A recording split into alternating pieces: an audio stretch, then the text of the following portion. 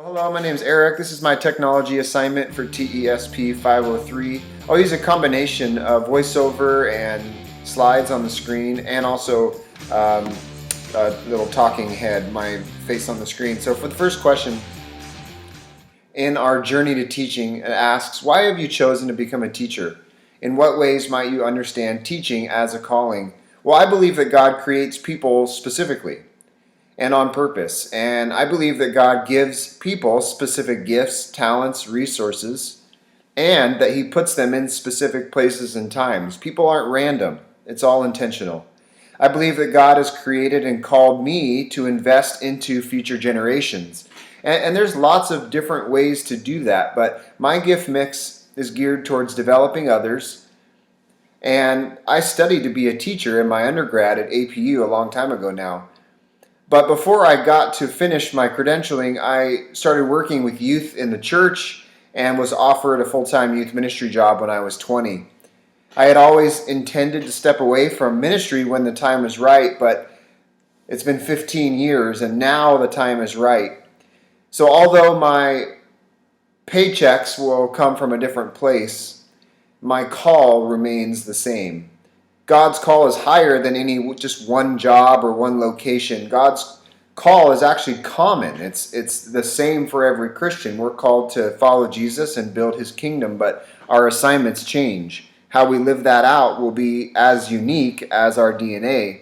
And so my call to be a teacher is an extension. It's a new assignment of my call to build kingdom, to invest in the next generation, to love my neighbor as myself. And I'm so excited for this. This is what I went to school for. It's what I'm interested in, and I'm really excited to do it in this way for the next season of life.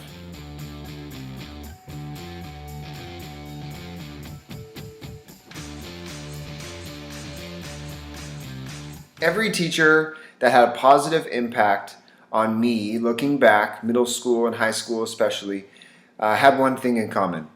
They cared about me and about the education that I was getting at the time. If I look back, all those teachers had something in common.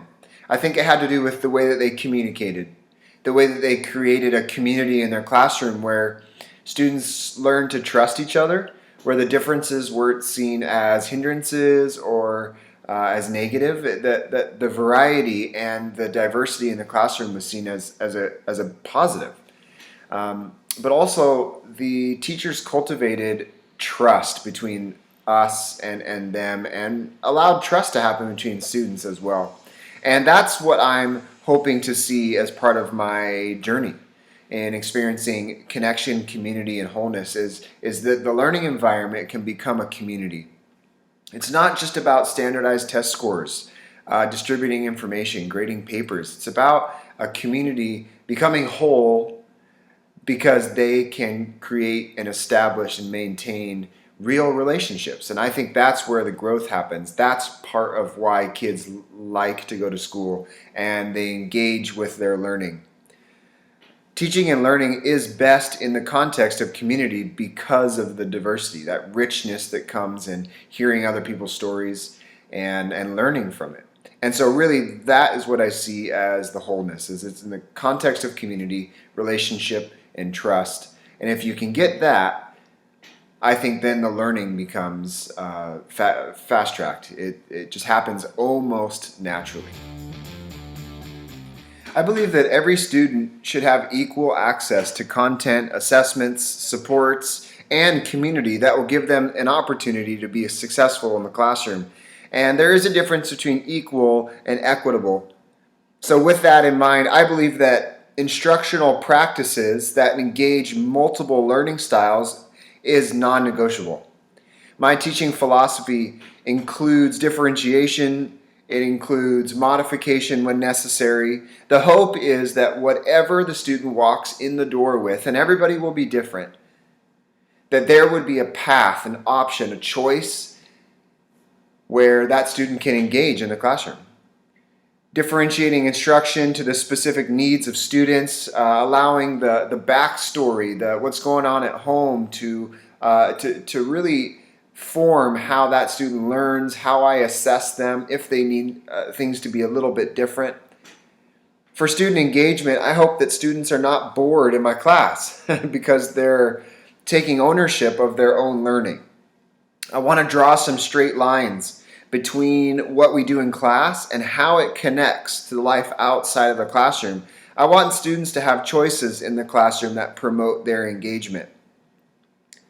For classroom management, it depends on the needs of the students, but I know that what I've observed and what I believe for the middle school context, which is hopefully where I'm headed, that I want there to be enough structure that will protect the environment. I want students to have those classroom procedures explained, demonstrated, practiced. I want them to be maintained, but I also want them to have enough flexibility so that the engagement can be high. The flexibility is there so that the classroom can be loud when it needs to be, quiet when it needs to be, that groups can be formed, partners can be worked with, but also solo time can be protected. I think that part of my teaching philosophy, the classroom management, the student engagement, that is going to come natural to me with my personality. But I need to remember that that it doesn't always come natural to the students. That is something that I need to practice, to explain, and it's a daily maintenance of those processes to help students get to what we're trying to do, which is build community and grow together. For this fourth and final question, the question is really simple. Why am I becoming a teacher? And what's already been talked about is God's call and how everybody has that same call, but our assignment is unique to us, and I think teaching is a part of my assignment. And to continue that conversation, to add to it, I think there has to be two additional things. The first one is the collaboration with other teachers. I love working on a team. I love where to have a team where team members are very different, where their talents and their gifts and even their values in some ways are a lot different, but they commit to the team, and the team becomes better, becomes more than the sum of its parts, because everybody gets to play their unique role, learn from each other, and move forward. So one of those reasons is I'm so excited to have a collaboration team of other teachers where I can learn from them, and they can show me how they do what they do well, and just to be a part of that kind of team. And the second thing is just simply the students. I like hanging out with students. It's hard to be a teacher if you don't like kids. I love the idea that as a teacher, I get to play a significant role in their life where they could come and be a part of our learning community and have connection with me and with others, and just grow. And it could be an investment into them. And as they develop and as they grow up, that maybe they would pass that forward to somebody else, and it would just be a time in their life where they could look back and think that this adult, this teacher cared about me, I learned a lot, and I'm still using those positive experiences to go forward in life. So those reasons are why I'm becoming a teacher.